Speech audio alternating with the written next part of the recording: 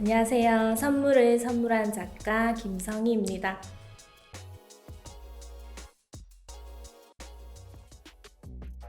저는 아직 그거에 대한 정답은 못 찾은 것 같아요. 제가 예술을 하고 있다고는 하지만 예술에 대한 정답은 아직 잘 모르겠어요. 그냥 삶 그 자체인 것 같기도 하고 제가 예술가라서 예술이 아니라 잘 모르겠네요. 어렵네요.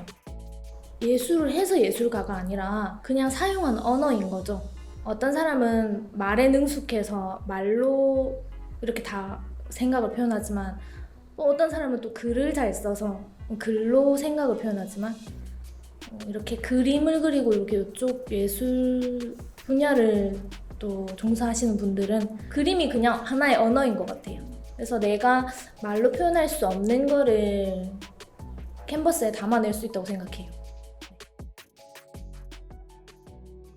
미술을 좋아하게 된 계기가 굉장히 과거로 가서 어렸을 때, 엄청 어렸을 때 유년 시절부터거든요. 잦은 병치레가 좀 있었거든요. 학교 생활보다는 병원 생활이 좀 더 익숙했고 병원에서 있는 시간이 많았어요. 그렇게 지내다 보니까 심심하죠. 병원은 상당히 심심해요. 그 다들 아픈 친구들이라서 놀 수도 없어요. 그래서 엄마랑 노는 게 전부고 학교 생활을 할 수가 없으니까 학교 친구도 많지도 않고 그래서 이제 저는 또 외동이고 하니까 부모님께서 장난감을 굉장히 많이 사주셨어요. 방 한 칸이 장난감으로 가득 찰 만큼 장난감으로 어떤 저의 부족했던 거를 좀 채워주시려고 했던 것도 있는 것 같아요. 그래서 그때는 제 친구이자 영웅이자 모든 거죠. 그런 장난감들, 인형들, 작은 토이들, 피규어들 모든 게 제 전부였어요. 그런데 장난감들이 한계가 좀 있죠. 거의 모든 걸 다 가졌거든요, 정말. 그러니까 실증도 좀 나고 한계였어요. 재미에 대한, 유희에 대한 한계가 왔고 그때쯤에 정말 우연찮게도 아버지께서 병원 입구 로비에서 학습지 홍보물을 받아오셨는데 그 홍보물이 오색 사인펜이었어요. 그 오색 사인펜을 가지고 종이에다가 그냥 아무 종이에다 그림을 그리는데 신세계인 거죠. 그때 신세계를 만나게 된 거예요. 오색이지만 제가 상상한 건 다 그릴 수 있었어요. 갖고 싶은 장난감, 그리고 이 장난감이 어떻게 어떤 옷을 입으면 좋겠다 상상한 거 다 그릴 수 있으니까 너무 재밌었어요. 그게 이제 어떤 하나의 놀이로 시작이 된 건데 지금 또 보면 제가 작업에서 유희를 좀 찾고 있는 거일지도 몰라요. 색에 대한 어떤 관심이나 흥미도가 그때부터 시작됐는데 지금까지도 색이 이렇게 매치되는 것을 보면 되게 재밌고 좋아요. 만족도도 굉장히 올라가고 계속 유희에서 이어져 오고 있는 것 같기도 해요. 지금 제 작업이 저의 이야기이기도 하지만 지금까지도 저의 그냥 하나의 언어가 됐고 제 삶이 그냥 된 것 같아요. 아기자기한 작품들을 계속 이어나가고 있어요. 모티브로 해서 16년도 연말에 결혼을 했는데 그때부터 작업을 할 시간이 없기도 했고 어쨌든 환경이 바뀌다 보니까 적응도 해야 했고 그러면서 그래도 1년에 최소 3번은 전시를 하자. 개인전은 못해도 그룹전은 하자. 내가 무슨 놓지 말아야지. 나는 그림을 그린 사람인데 라는 생각으로 전시하려고 이제 억지로 작품을 좀 만들어서 단체전에 그림을 낸 적이 있어요. 근데 그때 17년도에 냈던 작품이 일상의 역할이라고 조금 많이 달라졌어요. 기존 틀에서 면 분할이라던가 테이핑 작업이 사라졌죠. 그리고 캔버스도 아니고 종이에 작업을 했어요. 근데 컬러는 빠지지 않았어요. 색깔은 너무 좋으니까 색채를 다룬다는 자체는 너무 좋은 일이니까 재미있는 일이니까 그래서 색을 가지고 나의 감정을 이때 내가 가진 감정을 표출을 하자. 그때 전시 주제도 그랬고 제 작품의 주제가 일상의 역할이라고 있었는데 저는 여전히 김성희예요. 결혼 전이나 결혼 후에도 김성희인데 가는 어떤 장소나 공간마다 어떤 놓여진 상황마다 제가 다 달라지더라고요.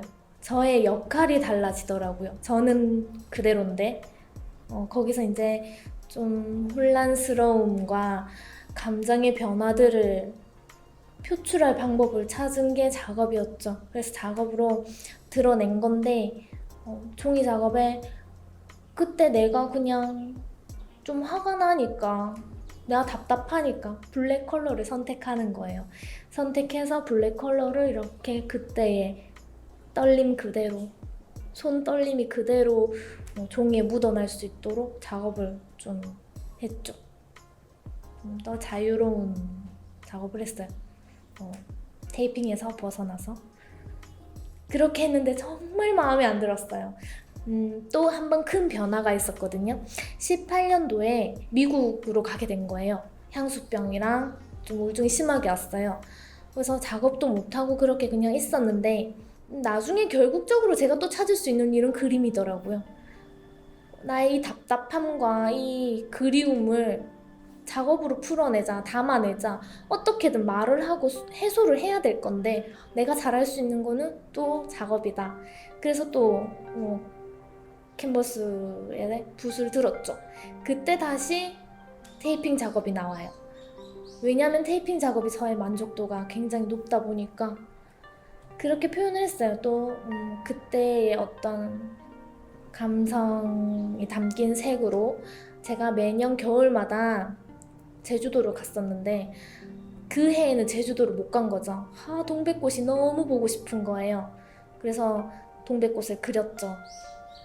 그때 제주도 갔던 그 기억이랑 냄새랑 그때의 날씨 그런 걸 생각하면서 그 생각을 이렇게 떠올리면 또 연상되는 컬러가 있죠. 그렇게 초이스해서 작업으로 담아냈고요. 뭐 파인애플이랑 수박 이런 것도 제가 한국에 있으면 이제 여름에 수박을 정말 많이 먹어서 수박 작업도 하게 됐고 그렇게 이제 미국에서도 작업으로 좀 해소를 했어요. 그러다가 이제 19년도에 잠깐 한국에 다시 들어올 계기가 있었는데 그때 들어왔을 때 다시 그 혼란이 왔어요. 나 명분날 왜 하고 있지? 나 테이핑 왜 해? 다시 그렇게 혼란이 온 거예요. 근데 이전의 일상의 역할은 종이 작업이었고 캔버스까지도 탈피했는데 이번엔 다시 캔버스 안에서 놀았어요. 캔버스 안에서 약간 추상적으로 물론 컬러도 있었고 조금 더 정돈된 것 같아요. 그러면서 그 이제 면 분할과 색이 이제 본격적으로 그때 들어가게 됐는데요. 지금 내가 장난감을 생각하게 되고 지금 뭐 레고 시리즈가 나오고 그리고 지금의 내가 꽃을 그리는 나도 과거의 기억과 경험들로 의해서 현재 이렇게 만들어졌다고 생각이 드니까 그 개념을 회화로 접근을 했을 때는 회화에서 가장 기초가 되는 점선, 면, 그리고 시각적으로 색이 많이 들어가니까 그것들이 조합을 해서 어떤 형태를 이룰 때 얘네도 이 한 조각들이 모여서 뭐가 만들어진다고 저는 생각을 한 거예요.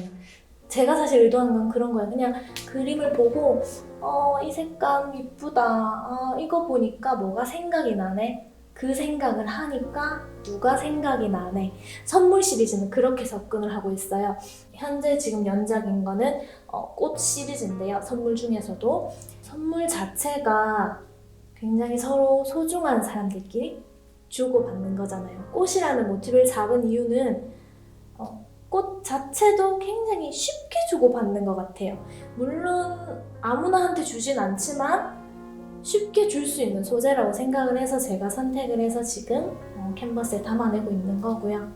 레고 같은 경우는 그 정형화된 사회를 그린다, 사회를 담아낸다, 똑같다, 모두 다 똑같은 부산물이다, 결과물이다, 이게 좀 강했다면 지금은 나에 대한 고찰이 좀 더 강한 것 같아요. 나에 대한 생각, 내가 어떤 기억과 경험들로 지금 여기에 놓여 있는가, 이 컬러를 봤을 때 어떤 기억이 떠오르는가, 네, 그런 식으로 좀 그날의 감성이라고 할까요?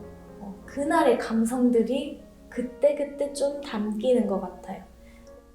보시는 분들도 그냥 편하게 그냥 꽃으로 보이니까 꽃으로 그냥 시각적으로 받아들이셨으면 좋겠어요. 가볍게 좀 더 유쾌하게 즐길 수 있는 어떤 매체가 예술이었으면 저는 좋겠어요.